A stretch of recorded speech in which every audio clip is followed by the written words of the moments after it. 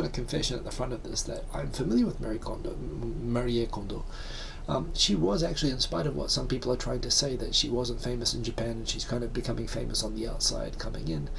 Yes and no. She kind of was known in Japan. She wrote some books about, being organized, and kind of went off to America and became very successful in America just as she was starting to pick up here. So she was a known quantity, and people sort of know the theory that kira kira, does this make you feel warm and fuzzy or sparkly or whatever they say? Does this bring you joy?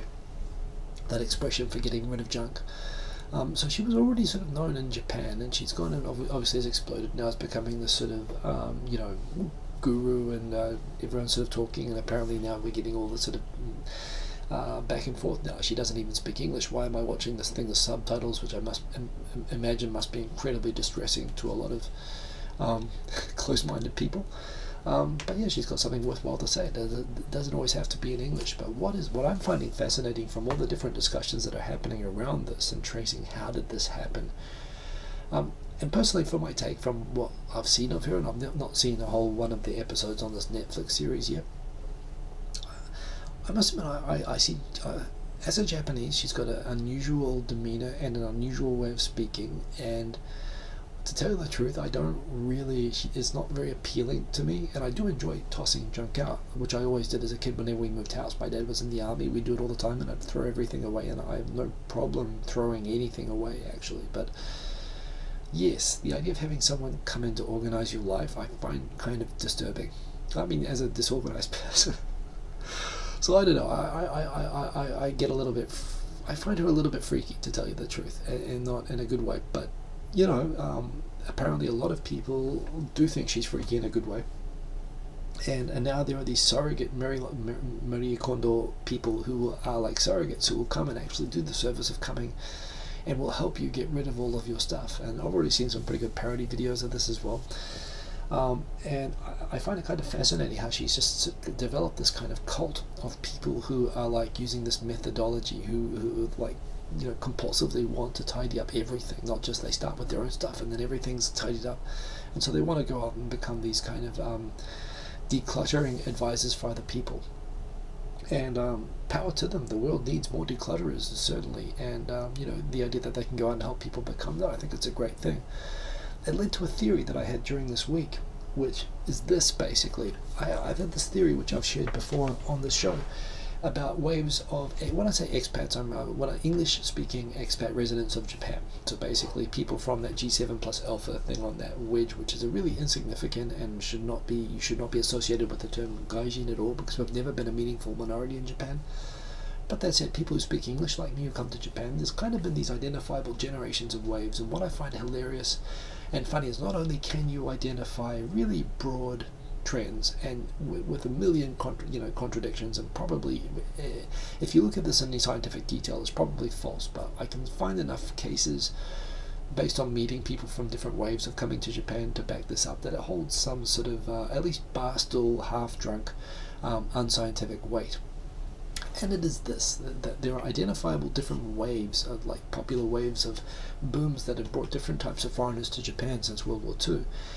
And what is funny is not only can you identify these waves, but you can also identify the fact that every wave basically is by definition, by the interest in that thing which brings them to Japan, are completely hostile to the people that come before and after in every single case. So here is my theory, and I think this ties in really well to the idea of Marie Kondo surrogates eventually coming to Japan as like gurus coming here to declutter everything.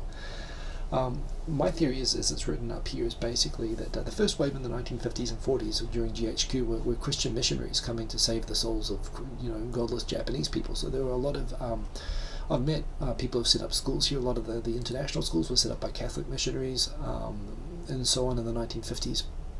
I've met these people who used to run these schools who came at that time. So the first wave was Christian missionaries. Then in the 60s, you had the sort of spiritualists, the people who were coming for Eastern religion. And Japan, there was a lot of interest in Zen Buddhism at that time, and people who came out for meditation and Zen Buddhism and so on. So obviously the Christian missionaries would obviously have been hostile to them, as the Zen gurus probably would have been not that interested in traditional old-fashioned religion from the Christian missionaries. These were followed by martial artists in the 70s. There was a huge martial arts boom. The Bruce Lee fans, the people. So basically, you know, you had the hippies coming in the 70s to come and, you know, discover Eastern religion and meditate. You have these other guys coming to break wooden boards and do Aikido and imitate Bruce Lee and so on, the martial artists in the 1970s.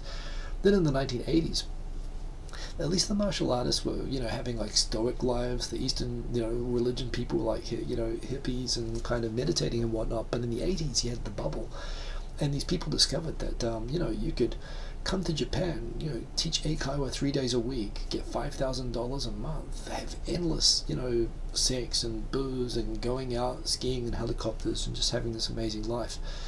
And yeah, these people basically were completely, you know, hedonists, along with the whole period of being in Japan where everyone was like that. And that was followed in the 1990s by people who came pretty much just chasing Japanese women. That was the wave. So Victor came during the money wave, during the bubble. And Victor talks about how the people in the wave after that, particularly the New Zealanders and the Australians who all spoke Japanese and were willing to come to Japan and work pretty much for free. We destroyed the English teaching business. And we all stayed here because we all got girlfriends and we were quite happy to stay. I came to Japan engaged to a Japanese person who I did not marry. But then I became single. It was even better, of course. I wasn't going anywhere. And meanwhile, we're destroying the lives of the people who came in the bubble, who came here for money, and we took that away. So we took away their purpose for existing. And for the people who came for women, the only thing that really mattered was just basically not doing anything that would ever put off women. That was the only. We didn't care about money, we didn't care about spirituality, we didn't care about Christianity, we didn't care about, you know, martial arts. Some people did.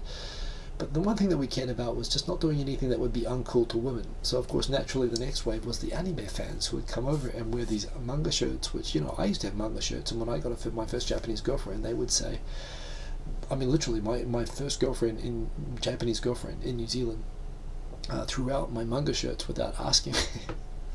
And she was just saying, I don't want to be dating someone who would wear those shirts, because in the 90s especially, you know, the otaku thing was associated a bit with the Akihabara cults. Like, the, you know, like geeks were kind of scary back then. There were a few weird like murder incidents. There was the Amshinrikyo, stuff like that.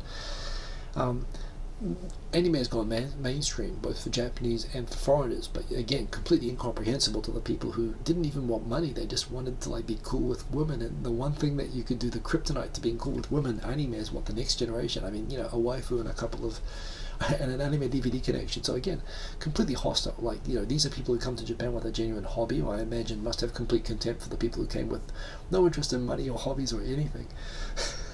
I mean, why are we even here? They have the anime phase, and so all that these people do is basically build up these amazing collections of just stuff and hoard them in apartments and live on their own.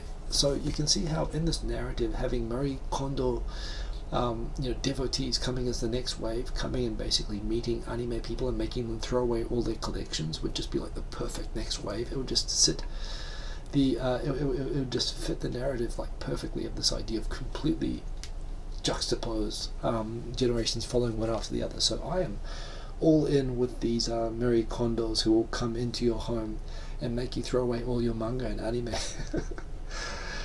Because that would fit perfectly with my you know, drunk incoherent theory about waves of expats coming to Japan. So there you go.